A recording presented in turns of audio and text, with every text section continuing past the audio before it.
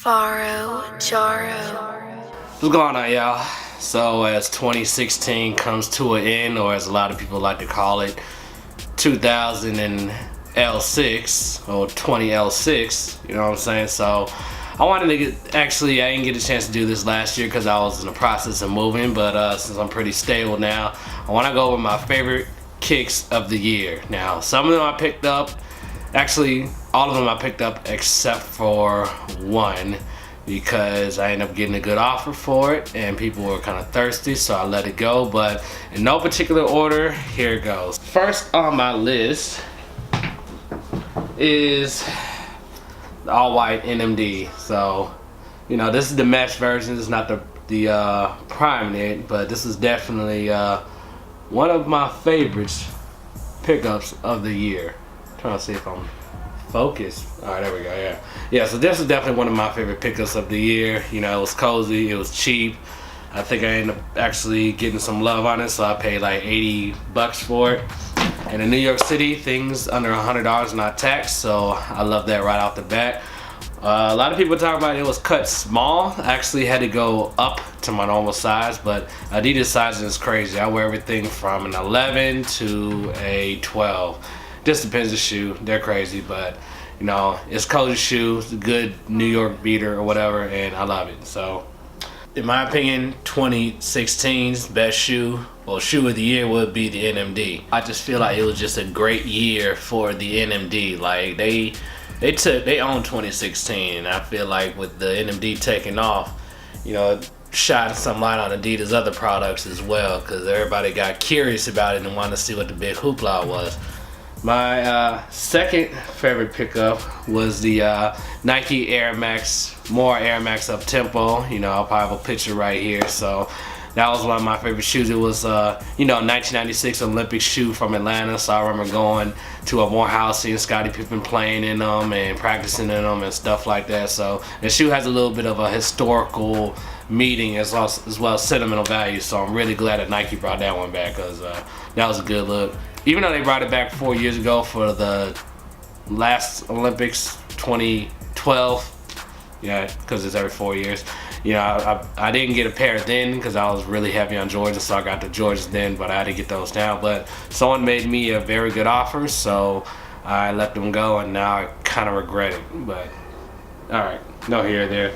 Next one is the Cream Ultra Boost. I know my boy G is really heavy on this shoe, and you know, I love this shoe. It's just, to me, this feels almost like a championship shoe with the gold accents on it and everything, and it's just so cozy. Like, Adidas has really took the cake this year. I'm sorry, like, I love Nike, I got people at Nike, but Jesus Christ, like, that boost is unparalleled, and pretty much it's gonna be going for like all my favorite shoes, especially living in New York where you walk everywhere, you need something cozy all the time. And I shoot a lot, and I'm on my feet. Sometimes I might have an 18-hour day. I need something cozy. So, all right, next. For anyone who knows me, knows I am a Kanye stan. Like, you know, I always defend him. I always have his back. I'll fight for that man. It doesn't matter. So, without a doubt, of all the Yeezy shoes that came out this year, to me, this was the hardest one, because, you know, it's not black like the other colors. You actually get to see the tiger stripes a little bit better, and you know, it's like the first model. And you know, now that they've released so many of the other black ones, this actually has went up in value. But this one was cut mad small. I got 11 and a half, and I needed 12, but in my Yeezy ones I got a size 11 and they fit flawlessly. But yeah, this Yeezy 2 V2 350, it has like unparalleled comfort.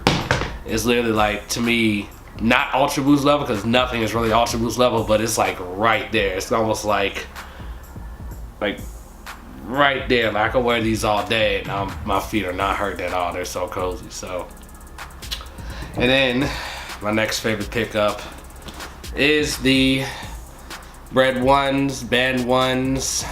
You know what I'm saying? All the above. They have a lot of nicknames. This shoe is actually older than me. And also has nice little accents in there. You know, actually has the date of, you know, shoe was actually banned and everything. And also the sizes. Jordan really knocked it out the park with this shoe. This is one of my favorite pickups of the year. without a shadow of a doubt, and it just goes so clean with everything.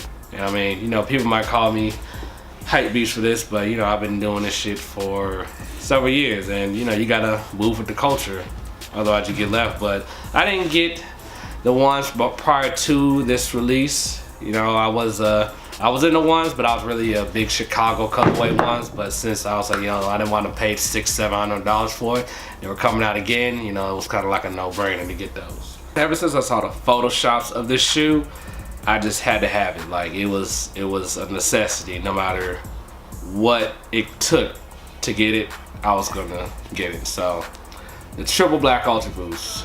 One, I like monochromatic shoes. I like solid one color shoes, and I have the all black Prestos, all black Huaraches, all black Cat 3s and 4s. I'm not gonna get the 6s because I'm not really a big fan of those.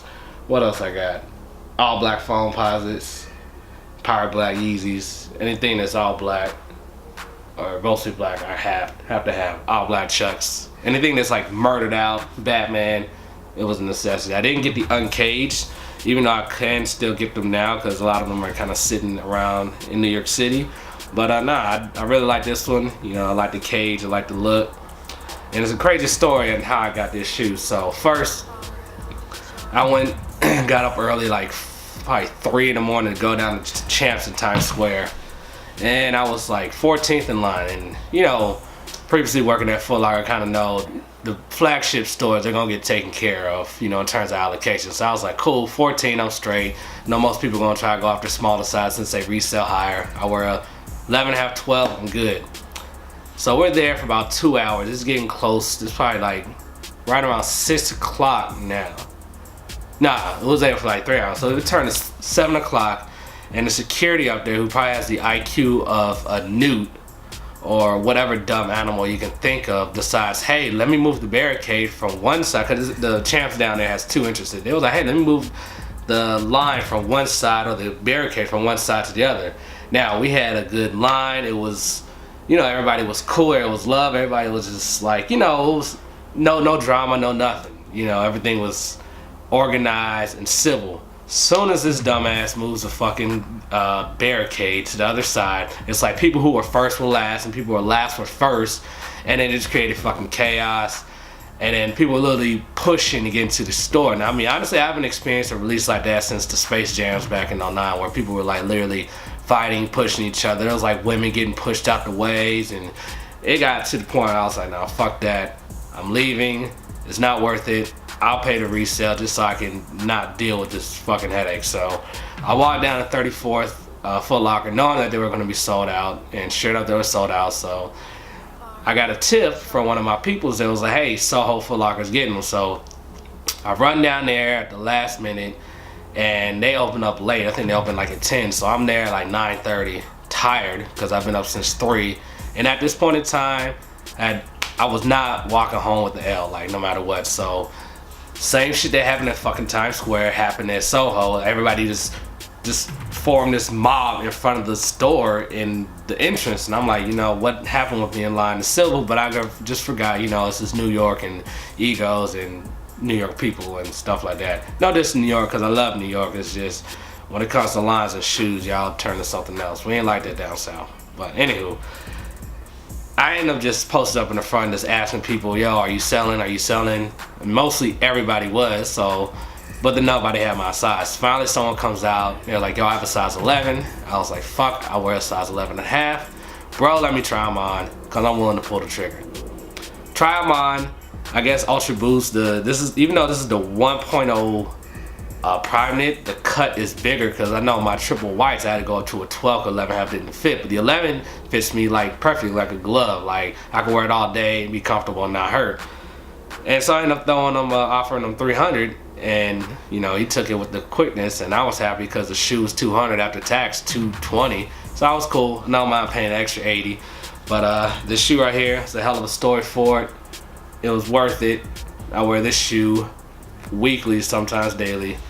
And I'm really appreciative of this Continental rubber because I'm about to run it to the ground. Now, for actually triple black boost was like my favorite pickup, but I think in terms of like availability and exclusivity and just, you know, the tech behind it, this will probably be my favorite pickup of the year. You know, the Ronnie Fage, Ronnie Kith Ultra Boost Mid collab. This is a silhouette that we're gonna see next year. You know, I got the ATR on it, so when I'm walking, if it's raining or whatever, my feet are gonna, well, my toes are still gonna get wet because the top part is prominent, but right here, my feet are straight. But I would wear this if it's like drizzling outside. I wouldn't wear this if it's hardcore raining, because I wear my shoes and fuck what anyone thinks. One thing I like about the shoes that the insole is actually like 3M. That's a pretty dope aspect to the shoe. And the shoe's secure. It's not as hard as I thought it would be to get in, but it's also like thick, woven thicker, so it's actually like warmer than your normal, you know, Ultra Boost. So my feet is actually kind of warm in this, because New York it gets cold. But yeah, those are my favorite pickups of the year. You know, it's been a hell of a year for Adidas. I never thought I'd see the day where I wear more Adidas than Nike or Jordan for that matter, and who would have thought? But a lot of people say it's due to Kanye. Kanye did have a big factor, but we can't forget that boy Pharrell. Pharrell literally was with Adidas way before Kanye was. I mean, he did help kind of bring Kanye over. And on top of that, they're actually making better products in terms of like running, basketball, the looks, aesthetic, everything all around. They have a big overhaul. And a lot of that came before they actually picked up some people from Nike. But, you know, I'm going off on a little rant or like, you know, some insider info. But appreciate you for watching. You know, leave a comment or what have you. And yeah, I'm out. You know what? I can't believe I forgot this. A shoe that is like literally the persona of dope. And it's a shoe that has so much nostalgia. It's like being a gamer, working in the gaming industry for so long. To see my two loves come together was literally heaven sent. As you can see, I actually wear these mugs. Can't believe I forgot I just saw these and these was like one of my favorite pickups. I actually like got up early.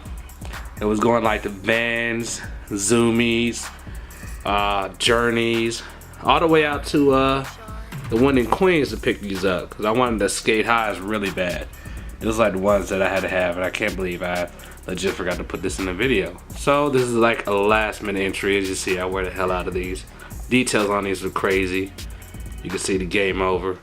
Nintendo really had a killer year. From Pokemon Go, Vans collab, everything. And that retro system.